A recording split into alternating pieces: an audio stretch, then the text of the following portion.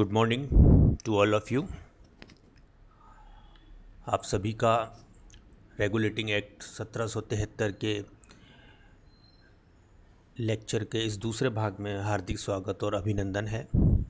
इससे पहले वाले हिस्से में, या यूँ कहें कि इससे पहले वाले वीडियो में, हमने रेगुलेटिंग एक्ट 1773 की ऐतिहासिक दृष्टिकोण से उन परिस्थितियों को देखने का प्रयास किया था जिसके अंतर्गत ब्रिटिश पार्लियामेंट को भारत में ईस्ट इंडिया कंपनी के शासन को नियंत्रित करने की आवश्यकता महसूस हुई। पिछले वीडियो में आप पूरे विस्तार से इस बात को जान चुके हैं कि किन परिस्थितियों में ब्रिटिश पार्लियामेंट को इस तरह का कानून लाने की आवश्यकता पड़ी। पिछले वीडियो में हम लोग चर्चा कर चुके हैं कि रॉबर्ट क्लाइव जब अपने दूसरे कार्यकाल में गवर्नर का पद उन्होंने बंगाल का संभाला, तो उसके बाद एक दोहरी शासन पद्धति उन्होंने लागू की और इस दोहरी शासन पद्धति का परिणाम ये निकला कि ईस्ट इंडिया कंपनी के जो अधिकारी थे काफ़ी धन भ्रष्टाचार के माध्यम से भारत से एकत्रित करते और वापस ब्रिटेन लौटने लगे थे, और इस अनाधिकृत तरीके से एकत्रित धन का प्रयोग वहाँ पर वो अपनी राजनीतिक महत्वाकांक्षाओं को पूर्ण करने के लिए प्रयोग में लाने लगे थे। तो एक आम जनमानस में वहाँ पर भावना प्रवाहित हो रही थी कि ब्रिटिश ईस्ट इंडिया कंपनी काफ़ी शक्तिशाली है आर्थिक दृष्टिकोण से। यही कारण है कि उसके अधिकारी काफ़ी सारा धन एकत्रित करके भारत से ब्रिटेन लौट रहे हैं। किंतु 1772 में जब ईस्ट इंडिया कंपनी ने ब्रिटिश सरकार के समक्ष ऋण के लिए आवेदन किया, तो ये सारी की सारी यहाँ से पोल खुल गई कि कंपनी काफ़ी कमज़ोर है, कंपनी की आर्थिक दृष्टि से हालत ठीक नहीं है, किंतु जो अधिकारी हैं वो आर्थिक दृष्टि से काफ़ी संपन्नता ग्रहण करके ब्रिटेन लौट रहे हैं। तो कहीं ना कहीं ब्रिटिश पार्लियामेंट में इस बात को लेकर आवश्यकता महसूस की जाने लगी कि ईस्ट इंडिया कंपनी का जो भारत में कामकाज है उसको कुछ ना कुछ तरीके से नियंत्रित किया जाए। तो इसी क्रम में दो पार्लियामेंट्री कमेटीज़ बनाई गई थी। एक थी सीक्रेट कमेटी और एक थी सेलेक्ट कमेटी। तो सेलेक्ट कमेटी के रिकमेंडेशन के आधार पर ही रेगुलेटिंग एक्ट 1773 ब्रिटिश पार्लियामेंट के द्वारा बनाया गया, जिसे 1774 में लागू किया गया।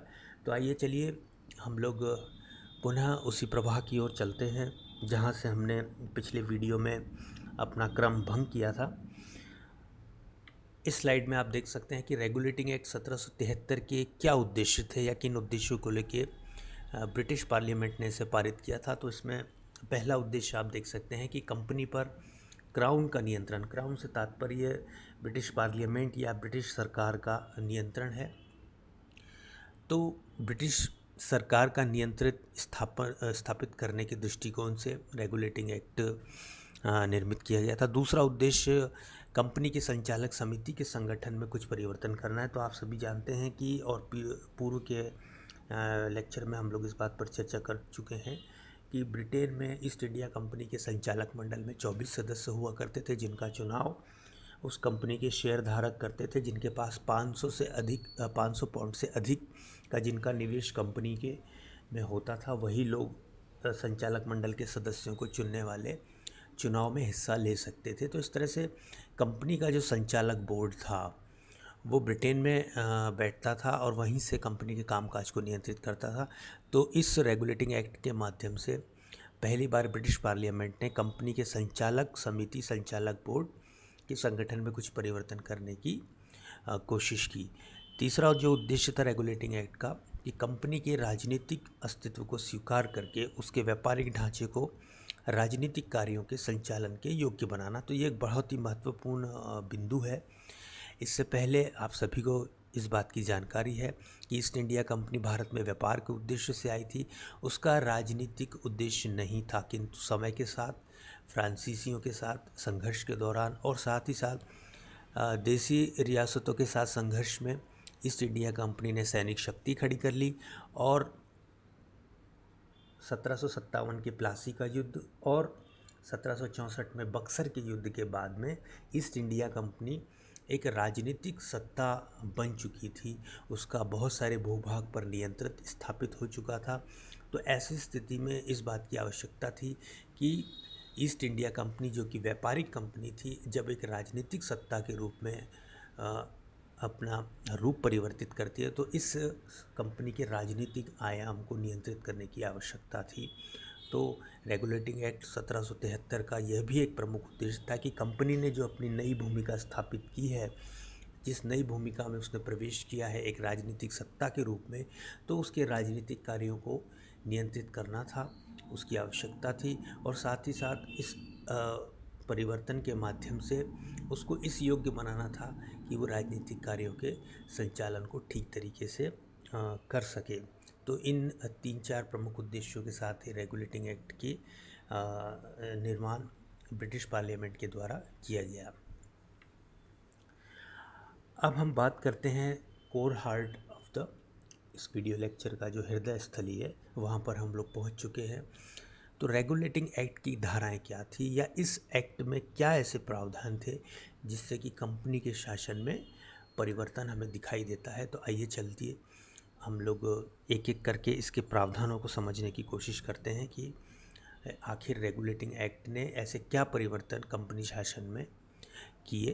तो सबसे पहला जो परिवर्तन किया गया, इस परिवर्तनों को हम दो स्तर पर देख सकते हैं। एक तो कंपनी के स्तर पर, जो कि ब्रिटेन में उसके संचालक मंडल में किया गया, और दूसरा कंपनी के जो भारत में कामकाज था उसमें परिवर्तन के लिए क्या प्रावधान थे। तो इस तरह से हम प्रावधानों को दो रूपों में देख सकते हैं। तो पहला रूप, जिसमें कंपनी के संचालक मंडल में परिवर्तन किया गया, तो आप यहाँ पे पहले बिंदु में देख सकते हैं कि कंपनी के संचालकों के चुनाव में वही व्यक्ति मत देने का अधिकारी होगा जिसके पास कंपनी के 1000 पाउंड के शेयर होंगे। हमने पहले स्पष्ट किया है कि केवल इससे पहले जिनके पास 500 पाउंड के शेयर थे, यानी जिनका निवेश 500 पाउंड का था, वो भी इस मतदान में हिस्सा ले सकते थे। किंतु नए प्रावधान रेगुलेटिंग एक्ट के तहत 1000 पाउंड के शेयर या 1000 पाउंड का जो निवेशक होगा, केवल वही कंपनी के संचालक बोर्ड के चुनाव में हिस्सा ले पाएगा। ये बहुत ही महत्वपूर्ण था। इसके माध्यम से कंपनी के चुनाव को सीमित करने की प्रयास किया गया, और जो बड़े निवेशक थे केवल वही इसमें हिस्सा ले पाएँ, इस बात का प्रयास किया गया। दूसरा, संचालकों के कार्यकाल 1 वर्ष के स्थान पर 4 वर्ष का कर दिया गया, यानी कि ये चुनाव अब प्रत्येक 4 वर्ष में होगा, जो कि पहले प्रति वर्ष होता था। और कुल सदस्यों का 1/4 भाग, यानी कि 6 सदस्य प्रतिवर्ष चुने जाएंगे, और एक ही सदस्य के दोबारा चुने जाने के पूर्व 1 वर्ष का अवकाश होगा, यानी कि नियमित तौर पे एक ही सदस्य लगातार संचालक बोर्ड का चुनाव नहीं लड़ पाएगा, उसे कम से कम 1 वर्ष का अंतराल या अवकाश ग्रहण करना होगा। उसके पश्चात ही वो दोबारा संचालक बोर्ड के लिए अपनी दावेदारी प्रस्तुत कर सकता था। साथ ही ये भी महत्वपूर्ण है कि 6 सदस्य 1/4 सदस्य, क्योंकि कंपनी के संचालक मंडल में 24 सदस्य होते थे, तो इस हिसाब से 1/4 का मतलब हुआ 6 सदस्य। अब ये प्रतिवर्ष चुने जाएंगे। तो ये महत्वपूर्ण जो परिवर्तन थे वह कंपनी के स्तर पर, यानी कि ब्रिटेन में जो कंपनी का संचालक मंडल था, कोर्ट ऑफ डायरेक्टर था, उसके स्तर पर ये परिवर्तन किए गए। अब आइए चलिए हम ये देखते हैं कि भारत के भूभाग पर जो कंपनी का शासन था उसमें क्या महत्वपूर्ण परिवर्तन और प्रावधान किए गए। तो उसमें सबसे पहला, और जो हमेशा से कई सारी सामान्य कॉम्पिटिटिव्स में या परीक्षाओं में सवाल पूछा जाता है, उसका उत्तर यहाँ पर आप देख सकते हैं कि बंगाल में, इसको हाईलाइट हम लोग कर लेते हैं एक बार। यहाँ पे आप इस बिंदु में देख सकते हैं कि बंगाल में सर्वोच्च न्यायालय की स्थापना की गई। इट्स अ वेरी इम्पोर्टेंट, ये एक बहुत ही महत्वपूर्ण कहना चाहिए कि एक बिंदु है जो आपको आगे चल के सभी प्रतियोगी परीक्षाओं में भी याद रखना है कि किस एक्ट के द्वारा सर्वोच्च न्यायालय की स्थापना की गई। तो यहाँ पर आपको स्पष्ट रूप से ये हमेशा ध्यान में रखना है कि रेगुलेटिंग एक्ट 1773 के द्वारा बंगाल में एक सर्वोच्च न्यायालय की स्थापना की गई। अब इसमें एक मुख्य न्यायाधीश थे और साथ ही साथ अन्य 3 न्यायाधीश भी नियुक्त किए गए, अर्थात कि कुल 4 न्यायाधीशों की नियुक्ति की गई थी, जिसमें एक मुख्य न्यायाधीश और 3 अन्य न्यायाधीश हुआ करते थे। अब इनका क्षेत्राधिकार क्या था? क्या ये पूरे भारतवर्ष की जो प्रजा थी, जिसमें कि भारत की प्रजा भी थी और ब्रिटिश अधिकारी और कर्मचारी भी शामिल थे, क्या ये सभी के लिए था? तो यहाँ पर ये स्पष्ट रूप से हमें समझ लेना चाहिए कि इसके अंतर्गत बंगाल, बिहार, उड़ीसा की समस्त अंग्रेज प्रजा इसके अंतर्गत आती थी। यानी कि न्यायालय का क्षेत्र अधिकार केवल बंगाल, बिहार व उड़ीसा की समस्त अंग्रेज प्रजा, यानी कि केवल इंग्लिश पीपल के ऊपर ही ये सर्वोच्च न्यायालय की अधिकारिता थी। भारत के लोग इसकी अधिकारिता के अंतर्गत नहीं आते थे। केवल कंपनी के अंतर्गत काम करने वाली ब्रिटिश जो प्रजा थी, केवल वही सर्वोच्च न्यायालय के इस क्षेत्र अधिकार के अंतर्गत आती थी। तो ये आपको हमेशा ध्यान में रखना है। साथ ही साथ अब ये देख लीजिए कि सर एलिंग इम्फे ये जो हैं, ये सर्वोच्च न्यायालय के पहले मुख्य न्यायाधीश थे। सर एलिंग इम्फे, ये भी कभी कभी परीक्षा में आपसे पूछा जा सकता है, तो you have to remember it also. Sir एलिंग इम्फे प्रथम मुख्य न्यायाधीश थे 1773 के अंतर्गत, जो रेगुलेटिंग एक्ट था, जिसके द्वारा सर्वोच्च न्यायालय की बंगाल में स्थापना की गई। अब अपने क्षेत्राधिकार की बात की तो यहाँ पर स्पष्ट है कि केवल बंगाल, बिहार और उड़ीसा, यहाँ की ही प्रजा पूरी तरह से इसके अधीन थी। बाकी अन्य क्षेत्रों के ऊपर इसकी क्षेत्राधिकारिता नहीं थी। अगला जो बिंदु हमारे सामने आता है गवर्नर जनरल। तो इन गवर्नर जनरल की हम अभी आगे चलकर बात करेंगे। आपको पता है या ध्यान होगा, पिछले वीडियो में हमने कहा था कि 1773 से पहले गवर्नर हुआ करता था बंगाल का गवर्नर, जो कि रॉबर्ट क्लाइव था।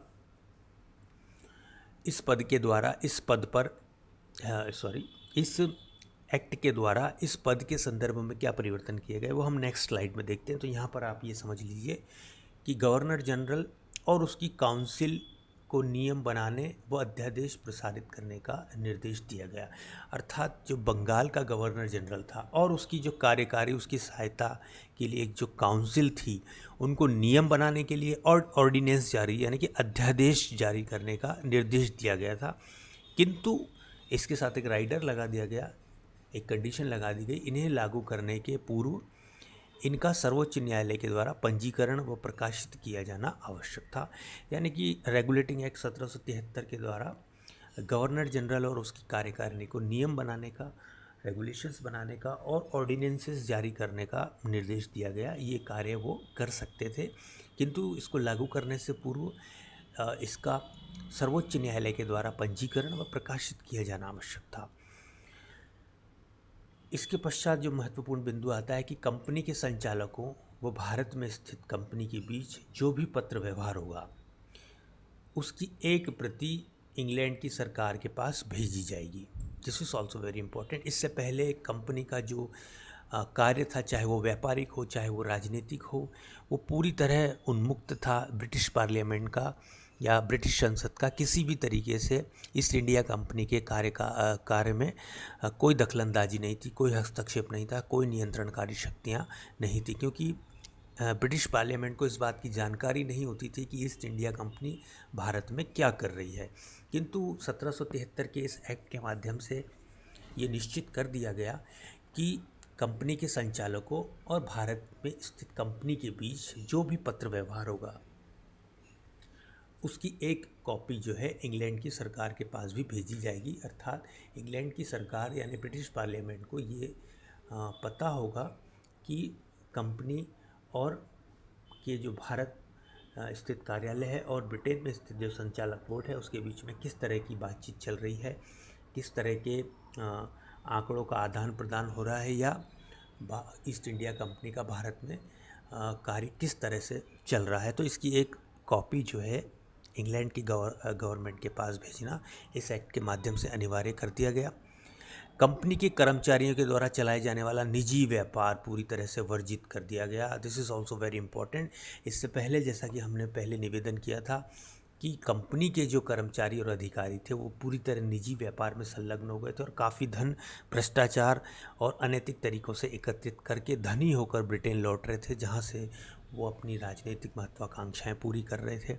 तो ऐसी स्थिति में एक महत्वपूर्ण उद्देश्य इस रेगुलेटिंग एक्ट का ये था कि कंपनी के कर्मचारी जो व्यक्तिगत स्तर पर, निजी स्तर पर व्यापार कर रहे थे, उसको पूरी तरह से वर्जित कर दिया गया और ऐसा करना दंडनीय अपराध भी घोषित कर दिया गया। This is also important. अब ये पनिशेबल ऑफेंस माना जाएगा कि अगर कोई कंपनी का कर्मचारी होते हुए अपना निजी स्तर पर व्यापार करेगा तो उसको दंडनीय अपराध के रूप में घोषित किया गया।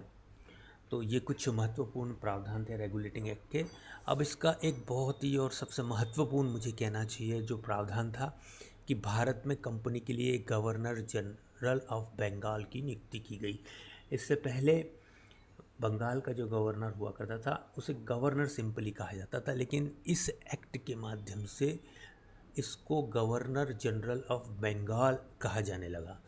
यानी कि अब ये पूरे बंगाल का गवर्नर जनरल था। पहले इसी को केवल गवर्नर शब्द कहा जाता था।